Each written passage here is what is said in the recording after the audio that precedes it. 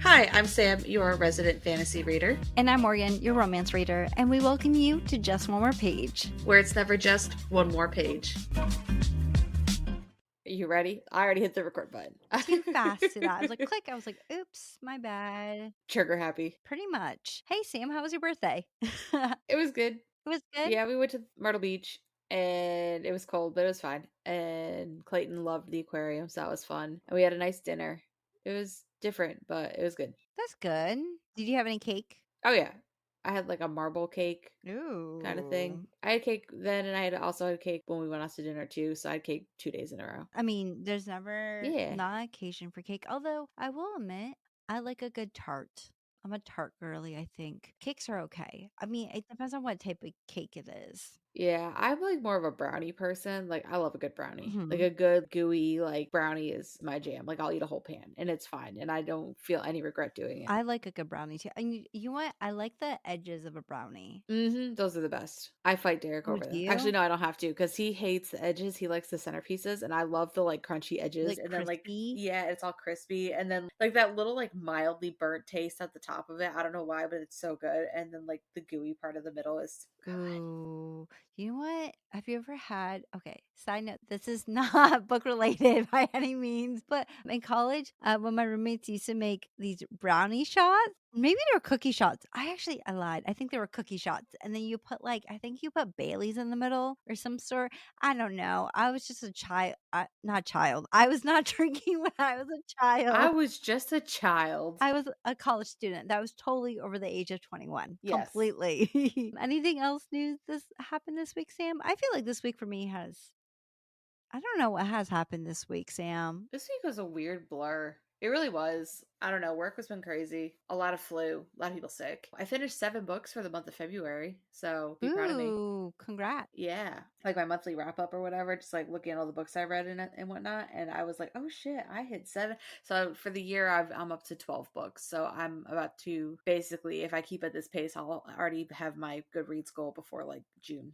Oh, that's good. I think I'm maybe behind my Goodreads goal. I had a little bit of a reading slump. Hold on. How many books have I read? Let's see. In the month of February, I probably slacked really bad. Oh my God, you read more than me. 5. Oh, no shit. That's a rarity. So. But that's because I kind of went through a little bit of a reading slump, I'll be honest with you, and I just couldn't really get into reading this month. I had some motivation only because everyone and their brother was reading the new Onyx Storm book, the new Empyrean series book. I flew through Iron Flame so I could catch up to Onyx Storm, and then I just finished Deep End by Allie Hazelwood plus the podcast books. So 4 podcast books plus 3 on my own. I did 7. I was like, ooh, I'm proud of myself. I'm trying to read this one book, which is written by a girl that we read her book before, and this one's called, I'm looking at my book right now. It's called Hope This Doesn't Reach You. It's a YA novel where this girl writes like her enemy emails about how much she hates him and then accidentally sends it to him. It's really cute. I've been really busy. I feel like on my days off, I'm like, I gotta record TikTok videos, I gotta do all this, and then I forget I have to read. And I'm like, oh yeah, that's the thing I gotta do, you know?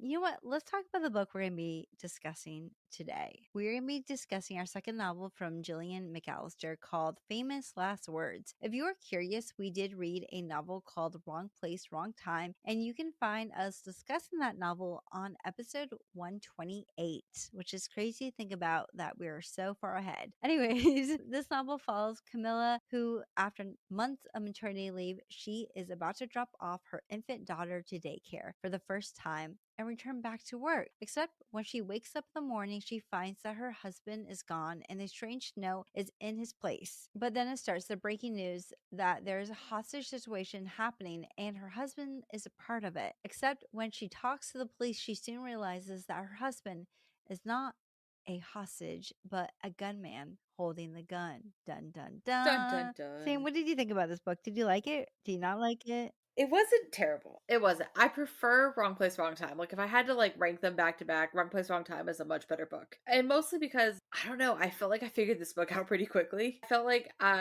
without getting spoileries and stuff, obviously, if you've never read a Gillian McAllister book, it's like the premise you start with isn't what is actually happening. It's like a whole different backstory by the end of it. At least with Wrong Place, Wrong Time, like built this like really, really immersive, awesome story. This one, I kind of already can see the ending. Like, some things I didn't see coming. Some things were a little, I don't know, like the way people were connected to each other, I didn't exactly 100% see coming. However, the twist with Luke, I Yeah. kind of figured Yeah. out pretty quickly. I mean, overall, I mean, like, I don't know, 3.8, 4 stars. It wasn't terrible. I was in for the twist and shock of my life, and it just didn't happen, and I was kind of sad about it. I really wanted to enjoy this novel because, like, I really like the last novel we read from this writer, which was obviously Wrong Place, Wrong Time. And so I had high expectations about this book, but Sam, I just couldn't get into it. It was super draggy, and I didn't really care about the characters. I thought that this novel was going to be about her, like, trying to figure out why her husband is a gunman, and it's like the whole novel, but it's really not. Like, this whole situation gets not really spoiler, but like,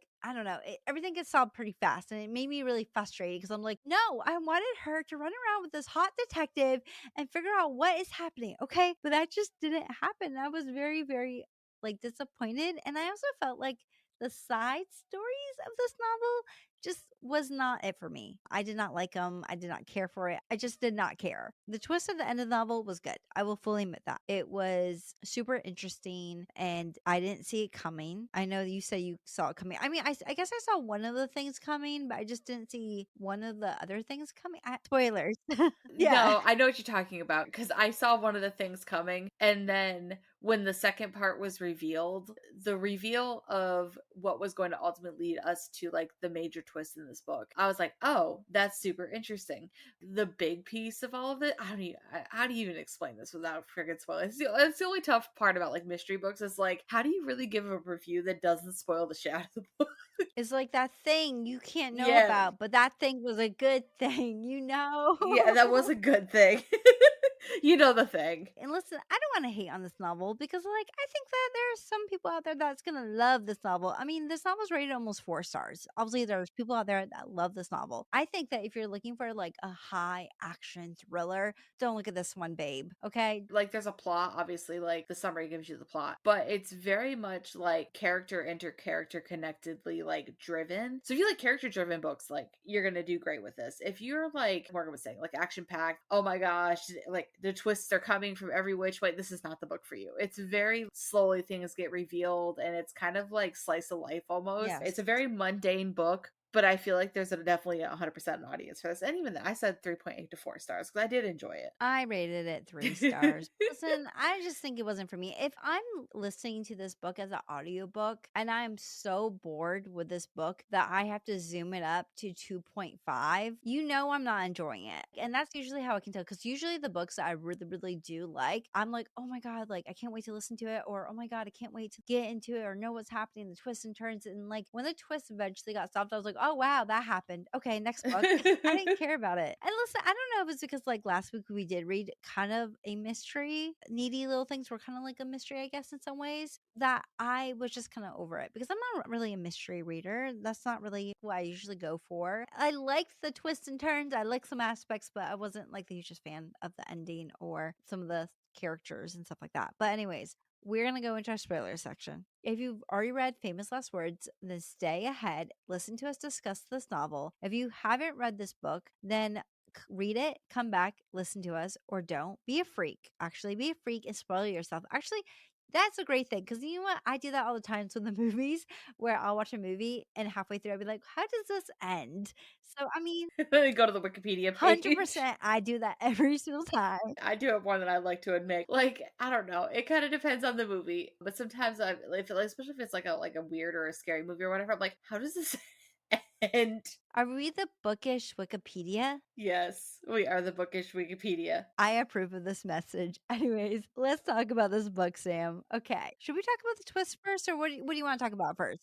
First and foremost, the time jumps were I stupid. hated them. So I feel like there's a time and a place for time jumps. Outside of maybe Luke writing his book and the necessity for like all this time to kind of pass, time could have passed without it being like 21 years worth of time passing. Like, you know, it could have just been like 2 months later, 6 months later, whatever, not 7 years. Like 7 years seems like a little aggressive in a time jump. And this book really would have been like more interesting if it was things kind of get revealed little by little as it kind of keeps going. Because there was no reason to keep aging Polly up. Whatever. Her sister Libby and her infertility issues, I can empathize with Libby because I had infertility issues. The 7-year time jumps were ridiculous, and like I feel like it would have been more fun when what's his face, Chris, who was like kind of Cam's keeper after Luke kind of was like no longer in the picture. Wait, who? Was it Chris or what was his name? The Charlie? Charlie. Why do I want to call him Chris? He is the one name that is not on my list of people and how they're attached to each other. Okay, Charlie. Yes, Charlie. So Charlie, the guy who's taking the place of Luke, it would have been more fun to be like 6 months later when you think that Luke is dead or whatever. Charlie shows up and we kind of like fall in love with Charlie because I was sus about Charlie the whole time because I felt like he kind of just got like dropped in. That's my complaint.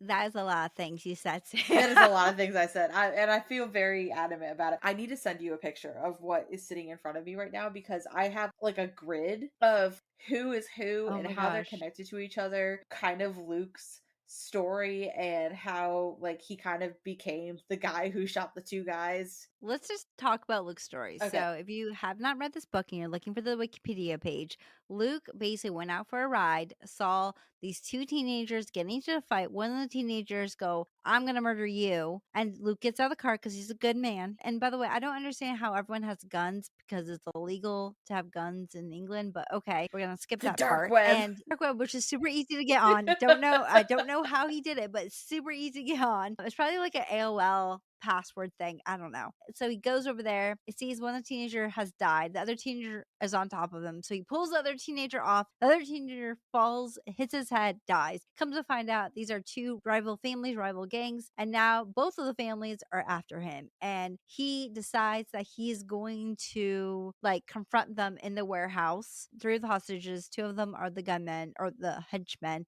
One of them is a policeman's wife who all along was part of the gang family. And then Luke goes into hiding. And so Luke just was in the wrong place, wrong time, pretty much. It would have been so interesting if she had it where he was holding the gun and she tries to work with Neil about figuring out why her husband is holding these people hostage. Her and Neil kind of break down this mystery. And meanwhile, you have, what was his name? The cop that was like a part of the family. It's like I forgot what the cop's name was. I have it. It's like George? George Michaels. It was George. Yeah, George Michael. Isn't that a singer? I have no idea. I feel like that's a singer. Anyways, it would have been interesting if George Michael was a part of it, and then she came to find out, oh shoot, this is like what's happening. And I get the reason why she did have a little bit of a time jump though, because the whole book is called Famous Last Word. And it makes sense because these are his famous last words. I don't know. I just wanted a different story than what we got. Like there were so many different ways you could have gone with this. You could have held us in the hostage situation the whole time while we were like piecing things together with Luke in the hostage situation and then them eventually figuring out who the hostages actually are. Randomly, one of the hostages' wives is like, "Hey, come meet me," and then she's dead. And I'm just like, what was the point of that? We could have just had like a quick like he shot the 2 hostages, he went into hiding. Let's jump to like 6 months later and maybe like the case is starting to get cold, whatever, and Niall all of a sudden gets like a major clue and I don't know, or Cam finds something in Luke's stuff. It's like, hey, I should follow this clue. I don't know. And then just kind of like follow us down the rabbit hole as we go. I don't know. I also kind of feel like in some ways, I one didn't like the time jumps, but also I felt like the whole thing of having Neil's point of view was kind of just stupid in my opinion. I felt like it would have made more sense if Neil and Cam were working together. And yes, they did at the end of the book, but I wanted more of them together and more of the stories intertwining than what we got. I feel like Niall's storyline too, especially with him and his workaholicness and then his wife that was an ex-wife and they wanted to have kids and whatever. I felt like that whole storyline like didn't matter to the actual story. It had no purpose whatsoever. What did Libby's issues with getting pregnant have anything to do with the story? I mean, like, I get it that this book is about motherhood, is about, like, Cam's relationship with her daughter and the complexity of the relationship that she shares with Libby, who wants a kid and can't. And maybe that is the main focus, but I don't think it should have been in this thriller mystery novel. Like, and I understand Libby's frustrations because I also can't have kids, and that's just something I have to accept. But that's just not my whole personality. I think that the writer made Libby's whole personality is that she can't have kids. I don't know. If it was like a super duper subplot or whatever and it like made sense to a bigger picture, I don't know how, but like if it kind of played into the bigger picture of this book, I would have been okay with it. But I'm with you, like the Libby's infertility struggles did not add anything to this book other than just being a subplot that was there and then just having a happy ending because she found a surrogate. And I think that's great. Which But is fabulous. Like yeah, I'm not knocking it. I'm just saying that like it didn't add anything to the story. once again, I'm stuck in the whole of her working with Neil about solving why Luke's holding the gun. But maybe if they took her baby and then she had to like fight to get her child back, and then that's how the whole motherhood thing about being a mother comes into play. But no, it really didn't. I mean, even Luke, the stories that he was writing, like about the judge and the whatever the famous singer that he was doing articles about, like if that had come back as a full circle moment of like maybe the judge, I don't know, like what is it? What's the term when people are like telling Uh, basically straight lies about you or the whatever? it starts with the D. You Yeah, know what I'm yeah. talking about. That coming full circle and the judge being like, listen, I'll exonerate you two if you successfully kill Luke because I'm mad that he decided to say something against my integrity and my character or whatever. Like even the small details, like something coming full circle, even if it was just mentioned kind of once in the book, because those are the like the fun aha No, I moments. agree. I completely agree. And yes, I do admit that finding out that he wrote that novel was a aha moment of being like, oh, damn, why didn't I catch that? Because like he is a writer, you know? I get that, but I don't know, Sam. I felt like the story was a little bit lacking. And also, how did Luke be able to hide for that long? Okay. He's a writer. Not only in the same town, but like he full on wrote an entire book, like a very large book, and then had to go print it somewhere, but had no money. And he was only doing things off cash, which I want to know where he was getting the cash from. Was he selling his own body? I don't know. Like, there's a lot of questions in this book where it was like, even Niall was like, he was smart. He only went out at night and he only paid everything with cash. But dude had to like work at some point, and someone had to have recognized him at some point because like they'd always been in this community, like everybody knew Yes. him. No one saw him? I don't understand. I Yeah, don't that doesn't make understand. any sense either. So the whole Charlie thing. Yes. I agree with you. I think it would have been more interesting if Charlie played more bigger part in the beginning of the story. Yeah, or like just like kind of infiltrated or actually like had a reason to be around Cam other than making some dumb excuse as to why he was all of a sudden changing his whole life at 40 and he decided to build a whole new career. Like, that's a red flag, number one. Maybe he just, I don't know, ran into her at a coffee shop and then all of a sudden he ran into her here and he just became like parts of her life. And like, you know, because you get those people that you just kind of run into randomly and all of a sudden it's like they're just a part of your life. How Morgan and I became friends. No. Yes. But like instead of having him be like plopped into the story, have him kind of like folded into the story and for us to like kind of accept him a little bit more. Yeah, I knew they were together and I kind of was shocked that he was going to be kind of holding her mildly hostage. But once it was kind of revealed, I was like, oh, yeah, I don't even feel betrayed. I was like, that totally checks out. I feel like it was super predictable. I don't know. I was left really disappointed with this novel. Although I will say this novel did do a good job with portraying grief. Do you think that this novel did a good job at showing what it feels like to lose someone? Yeah, because like with anything, I mean, like losing my mom and stuff, like you have your days where like you're great and it's awesome, and then you have your days where it's like you get something that reminds you of them and it just destroys you. My grandfather has been gone for a while, my grandmother's been gone for a while, and I still miss the both of them, and like I have pictures and stuff, and you have these little moments that remind you of them, or like the moment where she was like, oh, well, that's very sweepy or whatever, and it was like their word. I have words like that with my grandfather. I feel like it portrayed grief really well because grief I don't think ever leaves you. Over time it doesn't take up as much of your life as it did when that moment originally happened, and you just kind of get these little pieces here and there. And then I feel bad for Polly because she doesn't even know her father. Yeah, and then it was awkward for her in Yeah. the end. You know, that's not his fault. He was doing what he could to protect his family. I don't know, Sam. I wanted more action. I wanted more housewife and cop duo.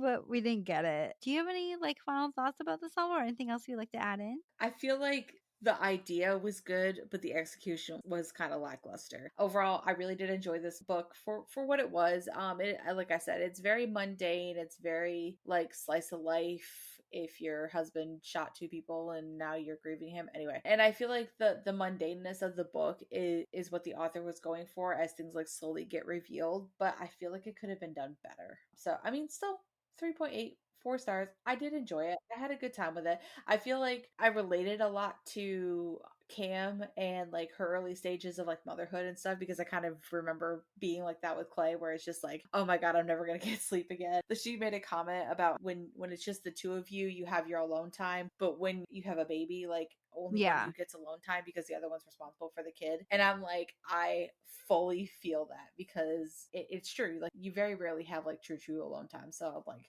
resonated with Cam a little bit, and I think maybe that's why I like the story a little bit more. Yeah, and I just was bored. And you were just bored. You were like, no, next. I just like, I got other books to read, bestie. Listen, I'm sure there's other people out there that's going to love this book and relate to it and love it. And I love that for you. For me personally, I just wanted something different. And I also think that I just had high expectations from the last book we read from her. And I think that she does have a good writing style. I'm not going to say that her writing was bad, because it wasn't. It was great writing. It has a fantastic way at writing grief and at writing action scenes and writing thrillers. And I liked how everything kind of got pieced together. I just wish there was a little bit more action. And I get the whole thing of like a slice of life kind of drama, but I don't know. I wanted more. If you guys enjoyed this episode and would like to support us, please feel free to rate us on Spotify, as it does push our podcast out there. We also do have a YouTube channel called Just More Page, and you can find us anywhere else you can find a podcast, such as Spotify, Apple Podcasts, or even Audible or Google Podcasts or anything like that. And Sam will tell you the rest of our socials. Okay, so if you think we're absolutely hilarious, which fun fact, my friends, we are, we do have a TikTok. It is Just One More Page Podcast. For any of the pictures, stories, and anything else we decide to post, we are Just One More Page Official on Instagram. And we are also Just One More Page Podcast on Tome and Blue Skies. So go ahead and find us all on there. Come follow us. Come slide into our DMs. We love talking to you all. We hope you enjoyed this episode, and we will talk to you all next Sunday. Okay, Okay, bye bye. everyone.